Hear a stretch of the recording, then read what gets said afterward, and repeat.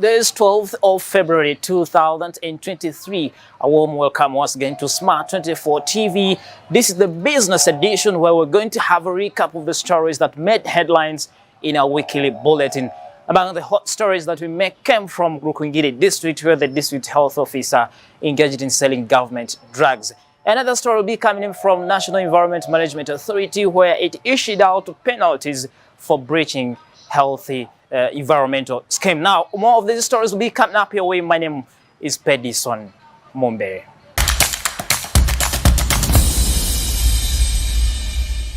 A great welcome once again on the business edition. Our first story comes in from the Parliament, where the National Social Security Fund Select Committee has put the Retirement Benefits Regulatory Authority REBR on spot over the 49 billion that was lent out, and this money has turned to become a bad debt. Our parliamentary reporter Sam Hanifa was on ground to assess all the information that came up from there, and let us have all what she had to compile for us.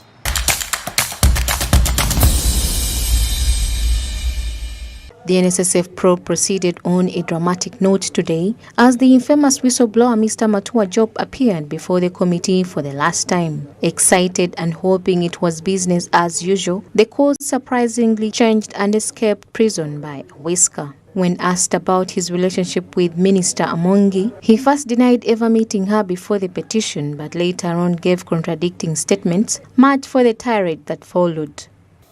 Did you meet the Honorable Minister anywhere? Be very careful, you're on oath. Thank you very much. 2 weeks before I petitioned, did I miss the Honorable Minister anywhere? No. I would recommend, like the previous colleague, that the CID takes over the witness for further investigation. In response to the query about the NSSF acquisition of intel about the NSSF crisis, he told the committee that the minister in question referred him to the parliamentary Hansard on the 15th of December last year, yet the minister presented the said report, something that clearly indicated that he was lying to the committee. 15th of what? We'll state the whole date. Of December 2022. 15th of December 2022. Yes. You've put it right. Yes. The minister presented, according to the record of the Hansard here, yes, on Thursday, 19th January 2023. So yes, how does that relate? And you wrote on 14th December yes, 2022. Remember, there was an earlier presser that the minister held at the National Media Center. We are not talking about the pressure. Yes. You've referred to the public document. Members of the committee suggested that Matua be put on oath for he was lying.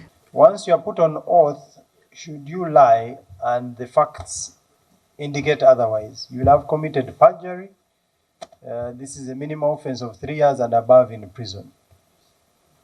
Clerk, administer the oath. I, Matua Job Richard, swear in the name of the Almighty God that evidence I shall give touching the matter before the Select Committee on the state of affairs in the National Social Security Fund, into bracket NSSF, shall be the truth, the whole truth, and nothing but the truth. So help me God. Earlier on, members of the Uganda Retirement Benefits Regulatory Authority, UBRA, failed to explain why the regulatory body came short on its mandate, as the 49 billion was lent to private companies, Uganda Clays and Housing Finance. If you write off a loan now that was given in 2010, it means they cannot totally make this money. 2008, 2009, 2007, this company was making total losses. What does NSSF do? Gives a loan. It's a bailout. The next 2 years, they are showing a slight recovery, and they go back into losses now, which leads to writing off the loan. This loan was supposed to be paid in a very short period. I think it was 1 year. But now, 2010, this is 2023. You can imagine 13 years. When the loan was first made, the regulator was not there. I think that was in 2011. 10. Number 2, when we undertook on-site inspection, we identified this unsecured loan and we raised it. And we demanded, yes, we raised it. And we demanded this loan has to be secured. Today marks the last day for the witnesses that appeared before the committee as the country awaits remedy for the probe. Samlanifa, Smart 24 TV.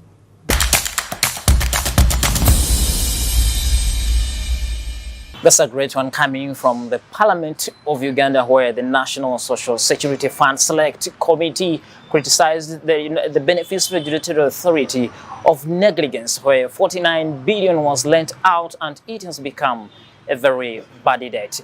Now we are coming to another story of the poverty report that was released in our weekly days, whereby 61% of the Ugandans are still locked under poverty. The Minister, Musa Sizi Henry, the Minister for Gender Duties from the Minister of Finance, was on ground telling us what Ugandans should do in order to come out of this very poverty line. Our reporter Martha Nimsima had more of this very story, and let's see what she compiled for us.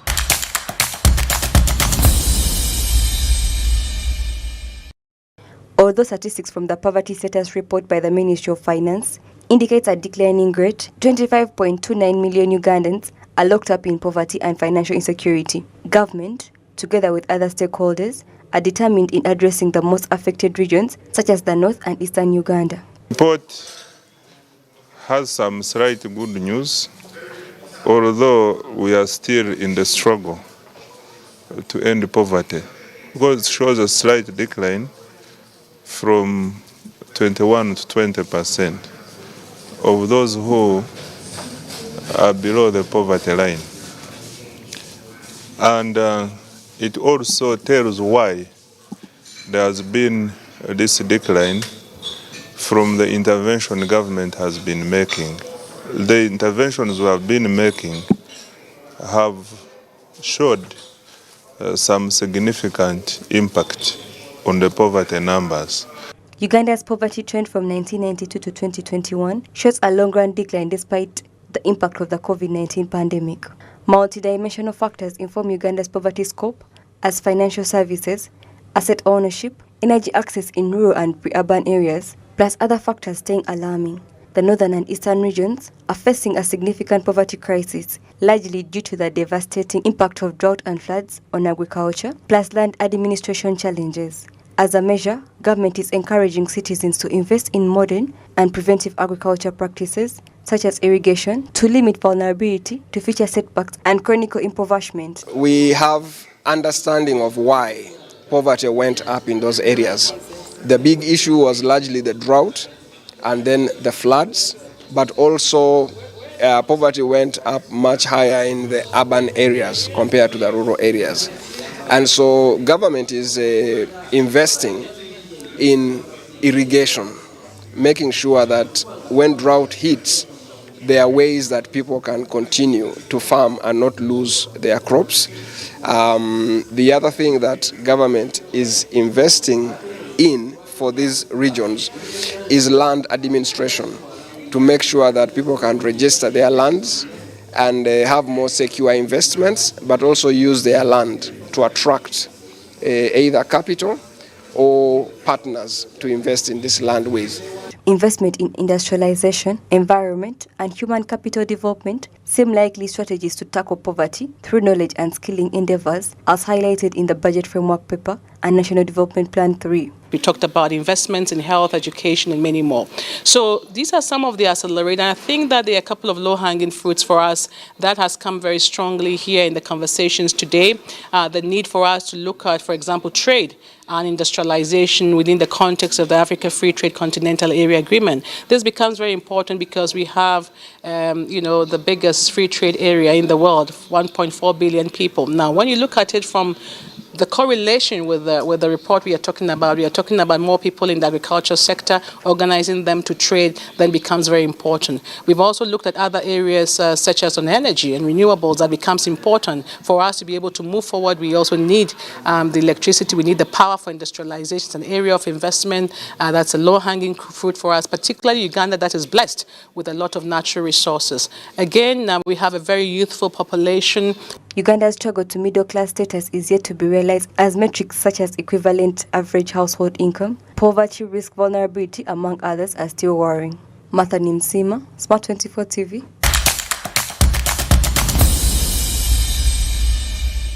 See, this is a very great percentage. It's a very big percentage. Over 61% of Ugandans still locked in poverty line and financial insecurity. This is a bad thing.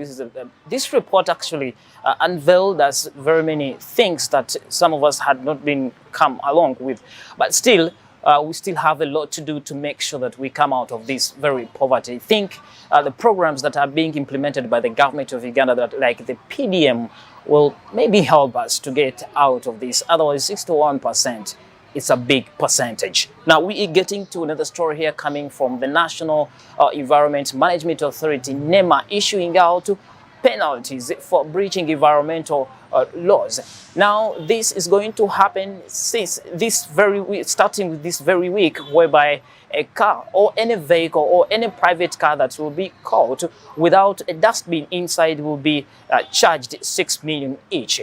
Our director, the executive director, NEMA, Akankwasa Barayirega, issued all these penalties while at the Uganda Media Center. Let us have all what he had to say for us.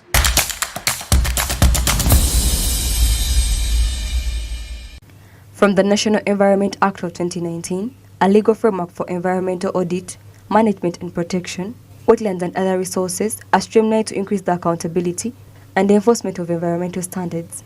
Additionally, it provides for polluter liability, penalties, and fines for violation. The penalty notes will specify the date and the nature of the alleged contravention and a summary of the facts that NEMA or authorized officer alleges and the amount payable.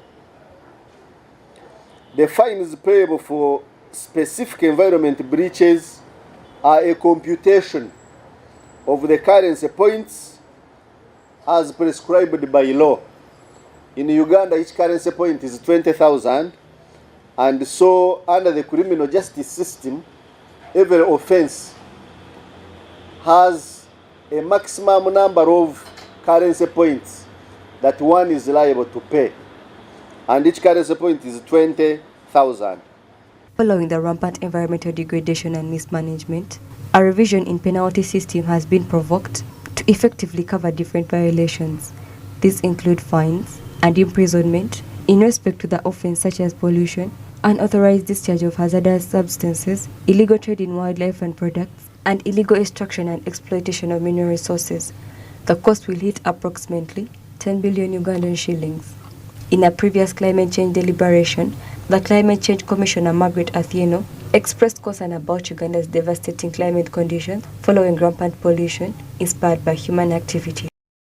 The energy sector is polluting, our vehicles are polluting, we are cutting trees, we are destroying the wetlands, we are releasing carbon into the atmosphere. Methane is being released when we destroy the wetlands, when we are looking after our livestock in a very unprofessional manner. Methane is being released, carbon dioxide is being released, sulfur is being released, waste management is so bad. We have a lot of gases now, the greenhouse gases, released into the atmosphere. Pockets of environmental protectionists are happy about the development, as they believe it will serve as a deterrent for potential violators and encourage compliance with regulations. They still believe that the fines will drive funds for restoration and damage, contrary to the country's fragile ecosystems. Mathani Msima, Smart 24 TV.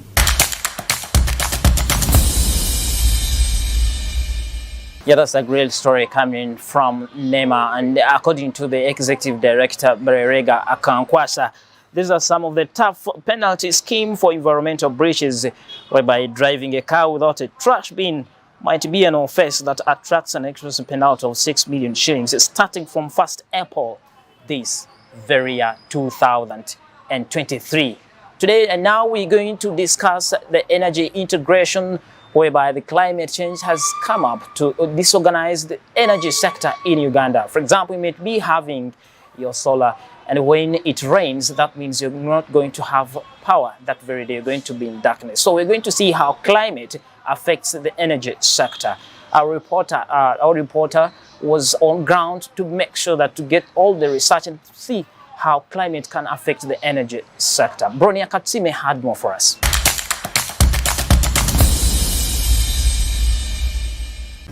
With an installed capacity of 1.07 gigawatts, Uganda's energy sector relies on hydropower. The investment in power generation infrastructure gains for serving domestic and anticipating regional demand as reflected in the Eastern Africa Power Pool and bilateral energy trade transactions. Nevertheless, climate change has presented a threat to Africa's energy security as droughts plague infrastructure such as the Kariba Dam. Local approach has been informed on such as it was with the 2005 drought. We see that during times of drought, currently in Uganda, during the seasons of drought, our smaller hydropower plants struggle a lot. You find that they are generating either at half of their capacity or even less than half.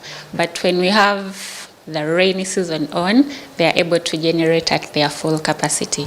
Similarly for the solar plants, when it's raining, now for them it's the reverse. When it's raining, they can hardly generate any power. But when the sun is out, which they depend on, then they generate at their full capacity. Energy integration, although considered a key area, is yet to be an integral solution. Solar energy at just 2%, biogas 6%, and thermal just 1%. Among other sources such as biofuels are still affected by shortfalls on efficiency for broad market utilization and still climate change. Looking at that, the highest pollutants or the highest global greenhouse gases are emitted from cooking space. And that's why we have the big challenge. So if we can minimize, and of course, reliant on biomass for cooking has its consequences and challenges on climate change. So we have to see that we can minimize not only climate change, but if you look at sustainable development goals, cooking affects a lot of them. Despite alternatives extended by other clean energy sources such as solar to cut the reliance on traditional energy sources, investment by both government and private sector entities is benchmarked on capital, efficiency, and impact assessment, all key areas that have to be streamlined.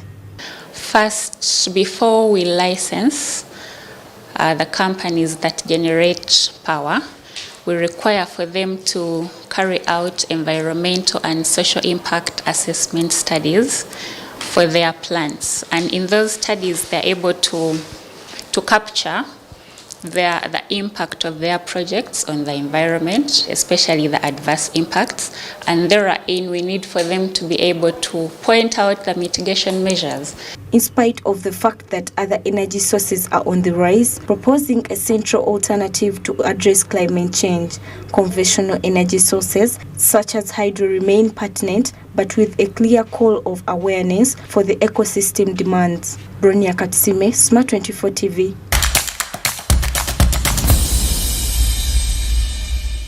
Yeah, this is a great one coming from Bronia Katsime about energy integration and the climate change, trying to show us how climate change can affect the energy integration. Now, getting to another story, we saw that Sam Lomoki, that's the board member of the National Social Security Fund, making a lot of statements on social media. He wrote a letter to the Parliament of Uganda that he will not attend any NSSF Select Committee hearing. And now, to make matters worse, Sam Lomoki again reappeared, and this triggered a lot of controversies in the parliamentary committee. That's the NSSF committee that investigates the NSSF SAG. This man had said that he will not return again, but then he came back. This triggered the chairperson of the NSSF Select Committee, Mwine Mpaka, to chase him out of the parliamentary committee. Let us see what happened on Sam Lomoki.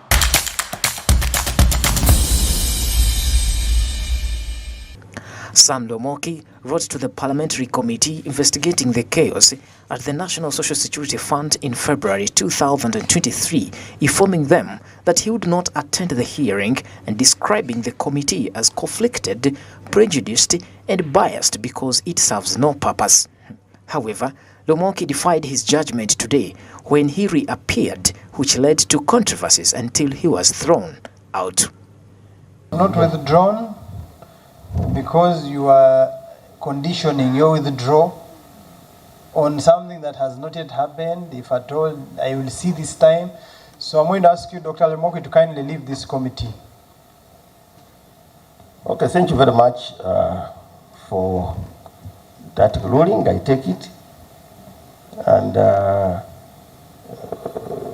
given the fact that there are a lot of allegations that have been raised against me, I request the committee to give me time, space in the absence of my brother. But if it's not possible, then so be it. Thank you very much, Mr. Chairman. Wish you a good evening. Okay. Can we proceed with the presentations? In the lengthy worded letter addressed to the Speaker of Parliament, Lumoke said that there is a well-crafted agenda against him. Before being chased out, he mentioned that one of the members of the Select Committee to investigate the NSSF, Charles Bakabulindi, is a board member of the NSSF, which he believes is unethical because he cannot investigate himself. He was then told to withdraw his judgment, but he refused. The statements you made about this committee being biased, otherwise I would not find it of any consequential value. For you to appear before the same committee you have reservations upon. So you'll either withdraw the various statements you made about this committee, or you'll have to excuse yourself for your own interest, not to appear before a biased committee and be harassed. So I don't know what you're going to take. As I said, Honorable Chair, I stand by the petition, and if it's your view that I'm not given a chance to speak, then so be it. So be it. I know that whatever conclusions are made by people, allegations don't determine my destiny and purpose in life. So I suppose I have the justification, there is evidence, which I gave to the Speaker. Immediately after that, lawmakers criticized the National Social Security Fund, that's NSSF, for giving 400 million every year to Central Organization of Free Trade Unions and the same amount to the National Organization of Trade Unions, the other union that has a representative on the fund board. Are you aware that the unions and some other beneficiaries have already received this money? Management is participating maybe in an illegality by giving people this money you approved in the budget? Because you are saying this money should not be spent until a work plan is produced. Yeah. But some of this money, the same board members are allegedly going to benefit. Maybe let me ask the chair. Chair, have you submitted the work plan for your 250 million? Oh, no. Can you hear me? Yes, we can. No, Honorable Chair, nothing like that. All these matters to do with the corporate social responsibility and so, we told management very clearly, get the work plans, get all the activities ready, and also take us through the accountability instruments, and then we need the regulation. But since the 250, you are the beneficiary, it's a simple question. Have you submitted your work plan or not? Nothing, I haven't. So you are still working on it? However, the problem was pushed to the former management headed by the former executive director, Richard Byarugaba. There are also allegations that in December 15, 2022, MOU signed with the Central Organization of Free Trade Unions was to regionalize a controversial attempt to increase the amount of money given to the trade union.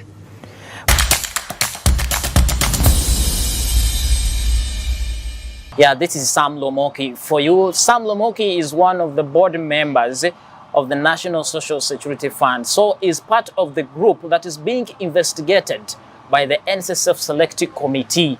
And he was like, he cannot be, and according to him, the NSSF Select Committee has a member in the names of Bakabulindi, who is a member also of the National Social Security Fund. So he was like, Bakabulindi cannot investigate on himself.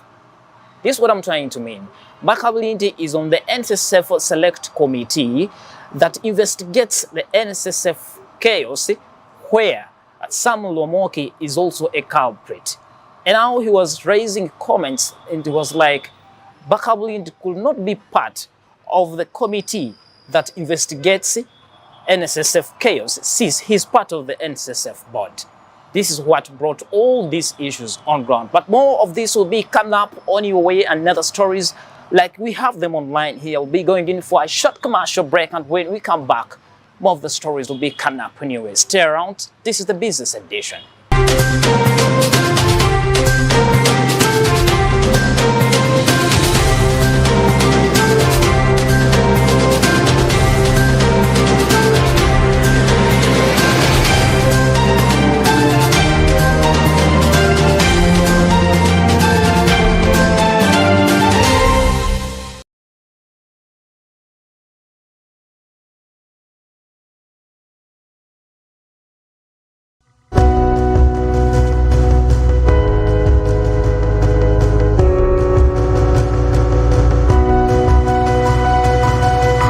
Smart 24, driving business.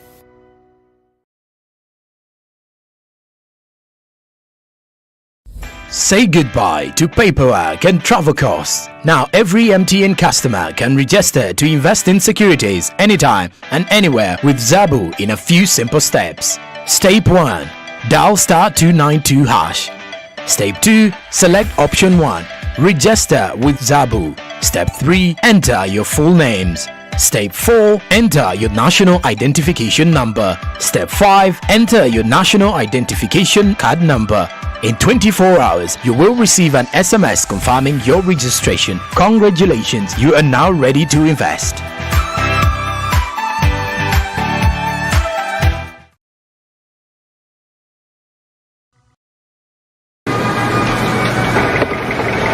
He must be rich, tall, handsome, from a respectable family.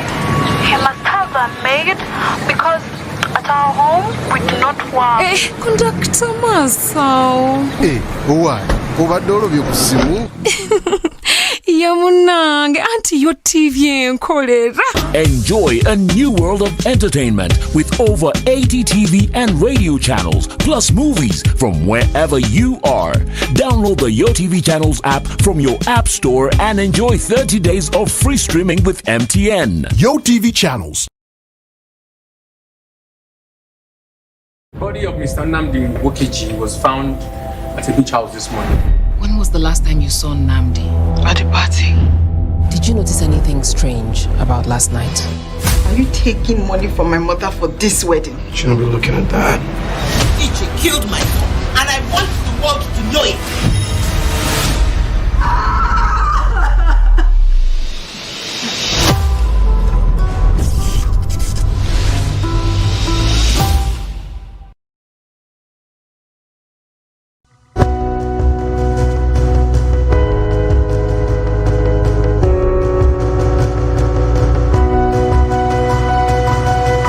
Smart 24, driving business.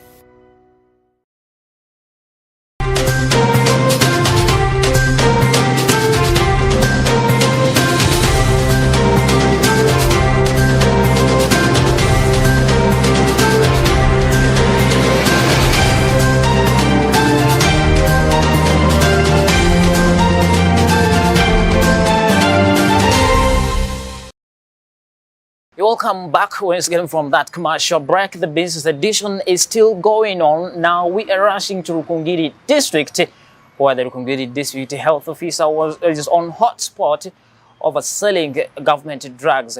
And this, most of the private health clinic operators pinpointed the Akasima Muchungs of selling them government drugs. This was unearthed by the district RDC in Buhunga sub-county Rukungiri District. Let us have a look at what happened over there.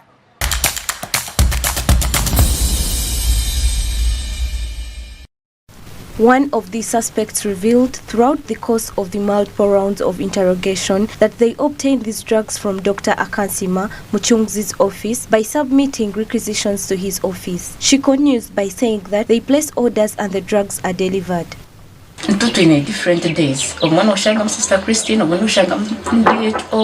we have different days of getting these drugs. Sometimes it's Sister Christine or the DHO selling the drugs to us. Then we go to the store after signing for the drugs. When approached for response regarding the claims, Dr. Mchungzi Akansima, the Rukunjiri District Health Officer, said that these clinics are constantly supported to provide health services closer to the local population. He adds that certain private-owned clinics are supported by the government in terms of drugs and medical equipment.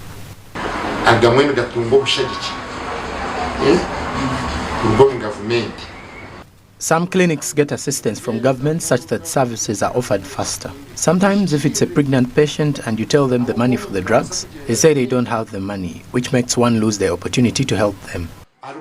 Following public outrage that the government drugs were being sold in private clinics, Rukunjiri District Deputy Resident District Commissioner Ahimbisiwe Wilberforce says his office leaped into action to tighten down the increasing theft of drugs in government health centers. The complicity between private clinic operators and district health officers to steal government medications was denounced by Mr. Ahimbisiwe, who demanded an end to the practice right away.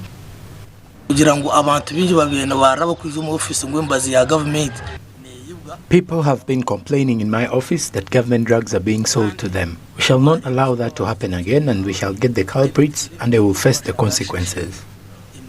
2 suspects are being detained at the Rukunjiri Central Police Station, where they will face charges for illegally possessing government stores. Bronia Katsime, Norbert Ndiamhachi, Smart 24 TV.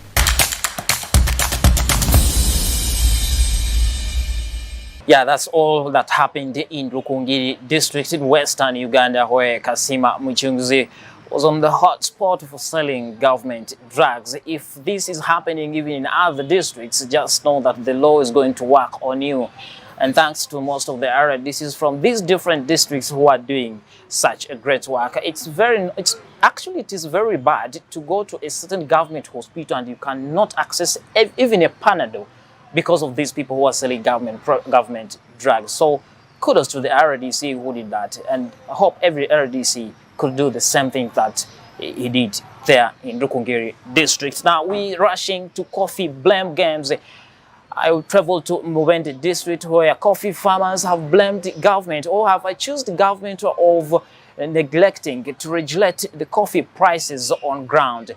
These local coffee farmers are saying that the government has neglected them and they're being cheated by middlemen who are even determining the coffee prices. I traveled there in Mubende district, and let's see what these farmers had to say.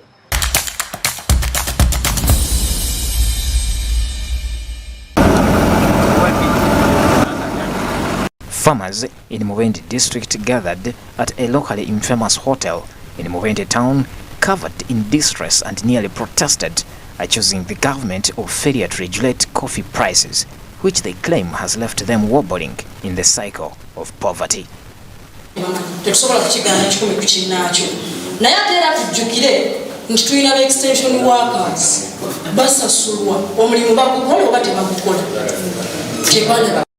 Man, it beats my mind finding a kilo of coffee going for 2,000 to maybe 3,000 shillings. Yet on the world market, you'll buy a product of coffee, things like Nescafe and other coffee products, men at a bigger price. Yet a cage out of which these products are made, they fetch very small world prices. So it's our prayer that actors like government, the leadership, gives a goodwill to the coffee business, that local farmers, smallholder farmers, may get the best that they can get to really boost their standards of living, to be in position to build a good house. Uganda is ranked as a top Commonwealth producer of coffee, which contributes 30% of the country's total export earnings. However, the coffee market has been plowed by various challenges amounting to losses due to poor market prices and, to some, a passive regulatory framework. Coffee farmers in the whole of Uganda have been complaining of very many programs when it comes to price. Now we're here in Mubende district in Nabingola to assess and see the problems that these farmers are facing. But most of them are saying their prices are being determined by middlemen, and this has left them into losses, and yet they are the grassroots farmers here in the villages. There are so many traders, businessmen that are dealing in the coffee business. Each of them come with his own price. And as a farmer, you have no choice, you must sell. Well and good, we have the cooperatives. Many of us are members of different groups of cooperatives. But even our cooperatives are not sure of the prices that we sell our coffee. It's upon this background that Siatini Uganda intends to engage with farmers on economic, social and environmental rights for local coffee producers in Mubende district to achieve competitive prices while limiting substandard imports and still improving market access. The whole thing around the transition, but this also requires a lot of money. You can't just cut down all yours. Most of the farmers, in fact, one question they were asking, where is government in all this? So the presence of government should be felt more. The extension workers, but I think they are also overwhelmed. So if government says coffee is our mainstay, the mainstay of our economy, I think government should do much more, should put in more resources, more finances, more human resource to make sure that we get from coffee what we are supposed to get. So the government has not come out to streamline the buying or the business of coffee in Uganda. I think I'm blaming government. The government may have privatized everything, but again there must be some control, because any person can just come with his price. You don't know how much it is sold outside when it is taken to other countries. We don't know, but the government knows because they are the ones who are regulating this. We had a ride to John Kayengera's coffee farm in Nabingola, Mubende district. I met Nachiboka Esther, the Mubende district agriculture officer, who cautioned local farmers to be mindful of the better farming methods to realize better prices. Our farmers do face a lot of problems within production, and the key ones is fluctuation in prices, and again counterfeits on the markets, the chemical counterfeits on the market. As a leader, the government has its role in raising prices as well as the farmers themselves.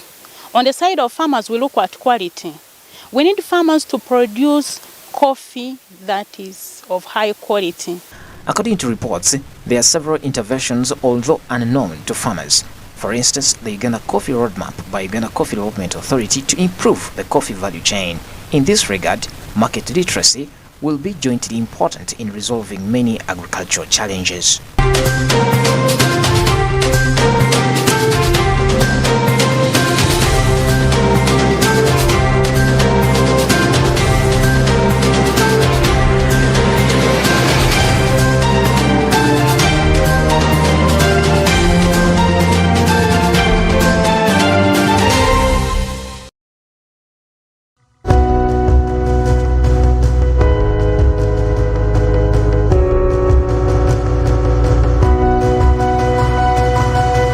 Smart 24, driving business.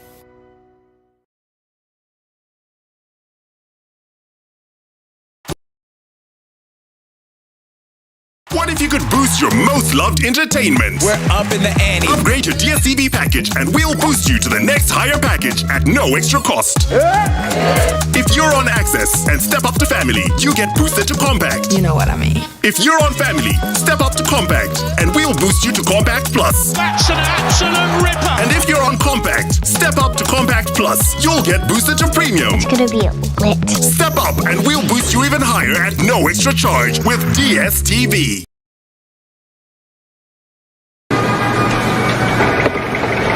He must be rich, tall, handsome, from a respectable family. He must have a maid because at our home we do not work. Conductor Masao. Why? Obadde olobye ku ssimu? Ya munange, anti yo TV enkolera. Enjoy a new world of entertainment with over 80 TV and radio channels, plus movies from wherever you are.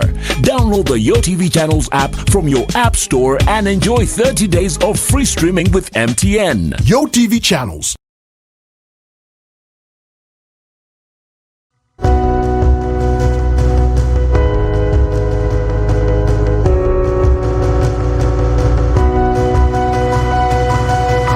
Smart 24, driving business.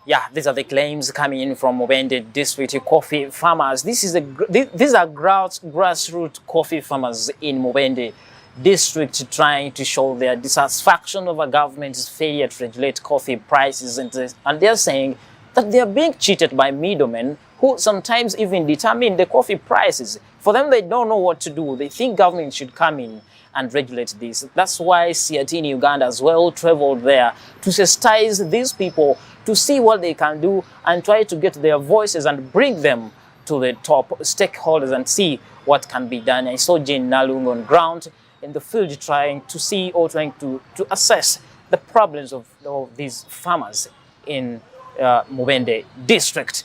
Now we're getting to another story here where government and civil societies have bonded together for a common goal, which we call development. I saw the MP Amolata district, Agnes Atim, trying to say that government should invest in programs that are going to generate more revenue. I also saw the Sesbag Executive Director, Julius Mukoda, trying to say that government should as well reduce on domestic borrowing. Bronia Katsime compiled the story for us, and let us see what happened there.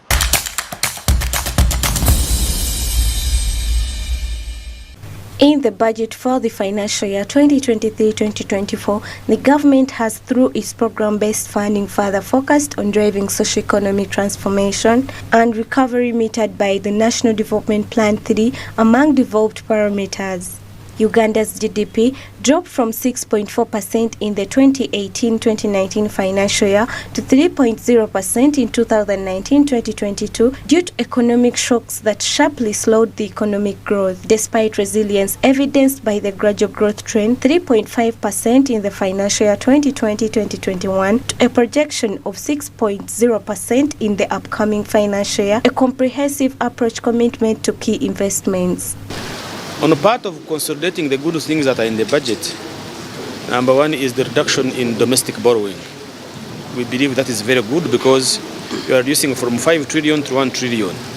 You are sending a signal to the banks in this country that in the next financial year, you should lend money more to the private sector than to government.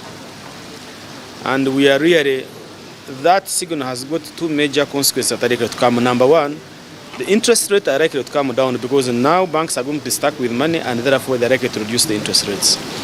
But also we are likely to see economic recovery because more private sector will be getting loans to generate production and also create employment.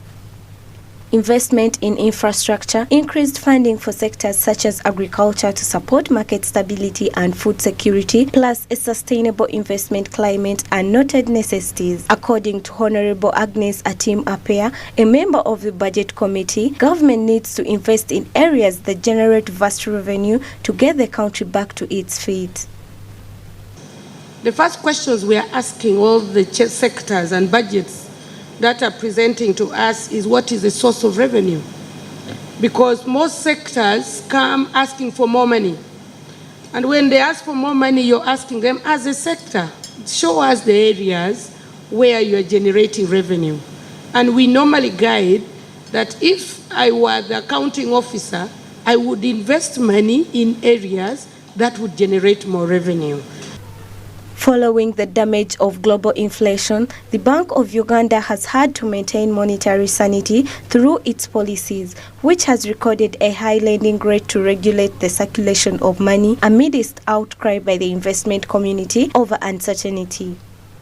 In the strategic plan of the bank, 2022-2027, which we launched last year, one of our strategic objectives is to enhance price stability. And here we are looking specifically at inflation. Our target is to keep inflation at 5% with a deviation margin of plus or minus 3. So 5% is our objective. And if you ask me why 5%, this is based on empirical studies.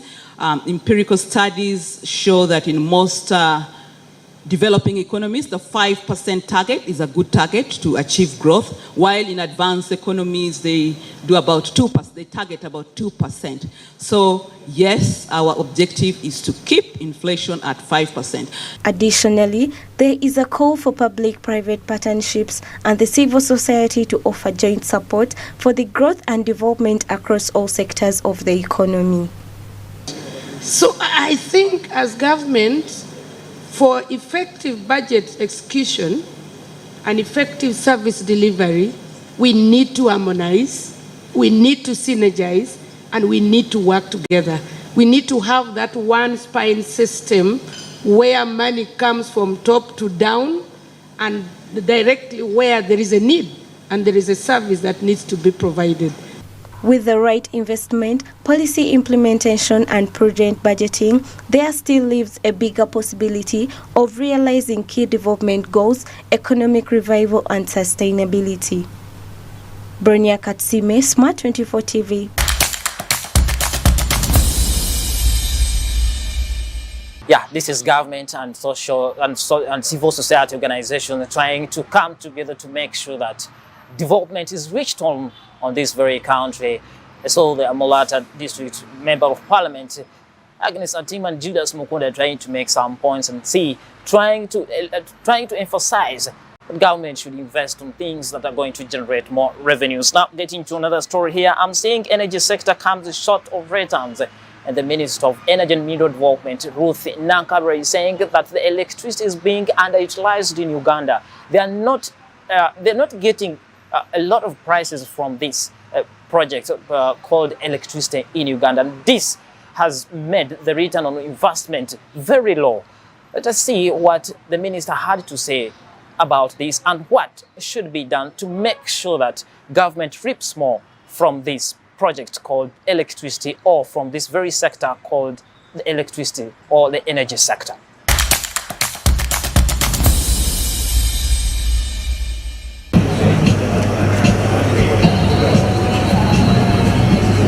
Numerous multi-billion loans have been sourced to fund expansion of the national power grid, for example in the Electricity Access Scale-Up program, and the close to $100 million amounting to 337 billion shillings, which was borrowed from Exim Bank, China, and dividend on such investment tagged to demand and consumption from factories and industrial parks. Shortages in realizing the agenda has prompted the Energy Minister to push for full utilization to increase production at peak. Forcing consumption.